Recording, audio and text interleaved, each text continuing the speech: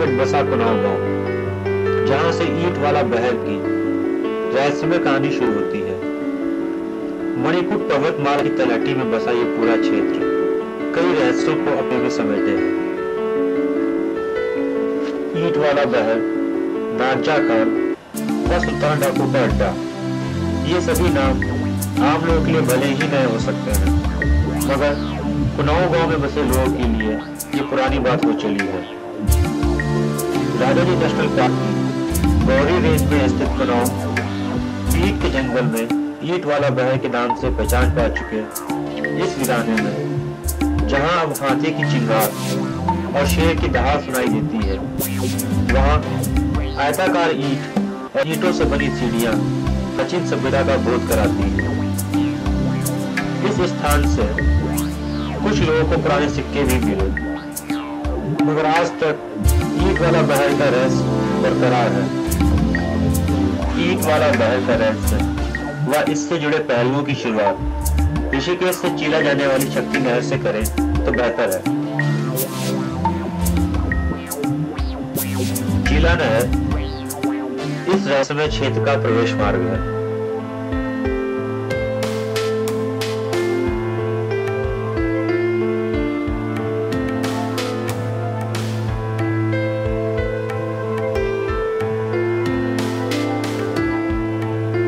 अब हम उस एक अनोखी दुनिया में प्रवेश करने वाले हैं, जिसके बारे में आज के आधुनिक व सभ्य समाज को कोई विशेष जानकारी नहीं है। चीला नहर में बराज की ओर से आगे बढ़ने पर नहर को पार करने वाली पुलिया और उससे आगे जंगल में करीब 1 किलोमीटर भीतर जाने पर यह रहस्यमय ईंट वाला बहर मिलता है।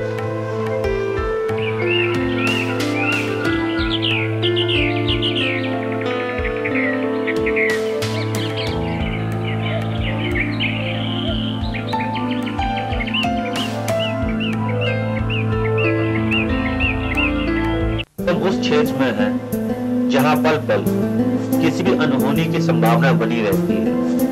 शेर, हाथी, भालू और कई अन्य खूंखार पर यहाँ के निवासी आपकी दावत का आपके रूप में इंतजार करते हैं, और शायद आज हम इनको कैंडल लाइट डिनर देने जा रहे हैं।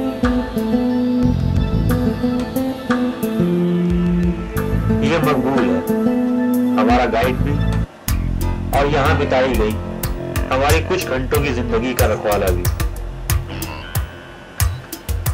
ये पहाड़ मात्र पहाड़ नहीं है, एक अनकही अनसुनी कहानी का, एक अनदेखे समाज का इकलौता चश्मदीद गवाह है।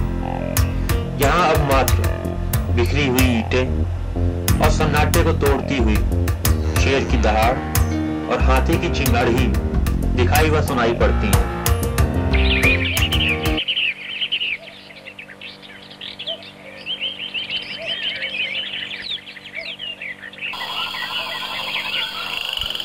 ये बिखरी हुई चट्टानें इस क्षेत्र के संपूर्ण इतिहास के बयान करता है।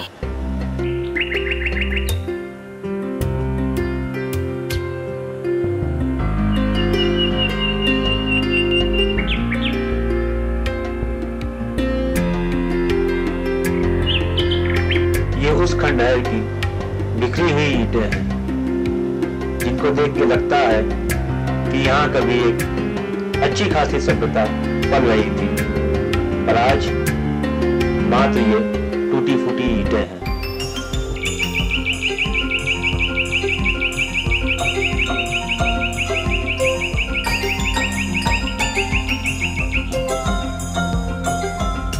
इन ईंटों की उम्र क्या है, इस रहस्य पर आज भी पर्दा पड़ा हुआ है। कोई इन्हें सन 1800 की बताता है, कोई इन्हें मुगल काल की बताता है। अलग अलग लोग अलग अलग बातें, पर हकीकत क्या है इससे सब अनजान। अब हमारा अगला पड़ाव झरने पर बनी घराट थी। अब हमको उस घराट को देखना था।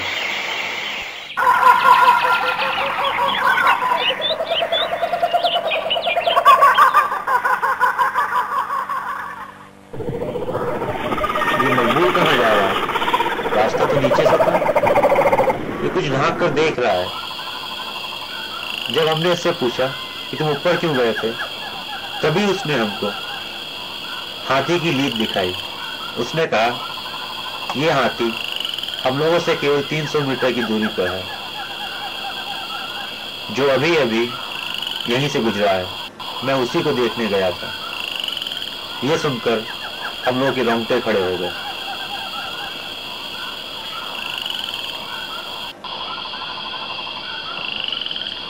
इस झरने पर कभी एक घराट लगी थी, घराट यानी आटा चक्की, पर अब चट्टानों पर उसके निशान मात्र ही बचे हैं।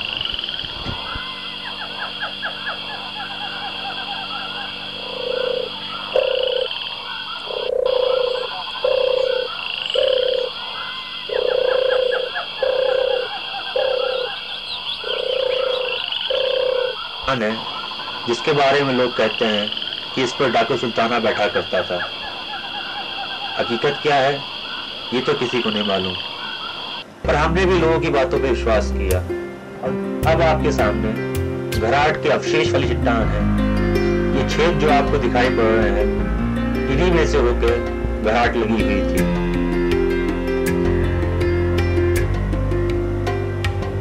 इस चट्टान पर दिखाई देने वाले छेद कभी यहाँ पर बनी हुई आटा चक्की की गवाही दे रहे हैं।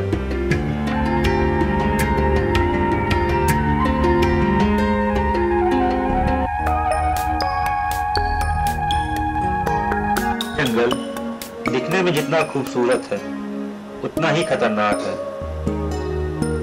जाड़ों का सीजन है। तभी मकबूल ने बताया कि जाड़ों में जानवर सारे नीचे रहते हैं और उसी झरने पर पानी पीने आते थे।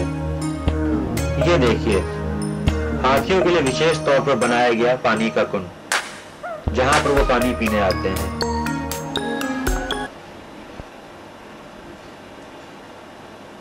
इस गांव के निवासी कन्हैया सिंह मंडारी ने हमको ईंट वाले बहर के रस और डाकू सुल्ताना के बारे में हमें कुछ विशेष जानकारियां दी। वहाँ बड़का पेड़ है, उसके नीचे उसका डेरा रहता था। और ये हमने जो है कि ये हमारे पिछलों ने भी ये टूटा फूटा ही देखा है और हमने भी ऐसे ही टूटा फूटा देखा है। हमारे पिछलों का जो कहना है ये ईंट वाले बहर के नाम से प्रसिद्ध है। उसके ऊपर हमने लॉपिंग किया, वहाँ पेड़ काटा, वो पेड़ के झांपे हटाते टाइम जो है ये सिक्का हमें मिला है। ये विक्टोरिया का टाइम का है। अच्छा, कब का है? 1877। तो यहाँ पर आप कुछ भी नहीं है, वो ईंटें खाली दिखाई दे रही है। अच्छा, किस तरह की ईंट है? ये ईंट जो है ये 8 इंची है। अच्छा, चौड़ाई लंबाई। अच्छा, 8 इंची।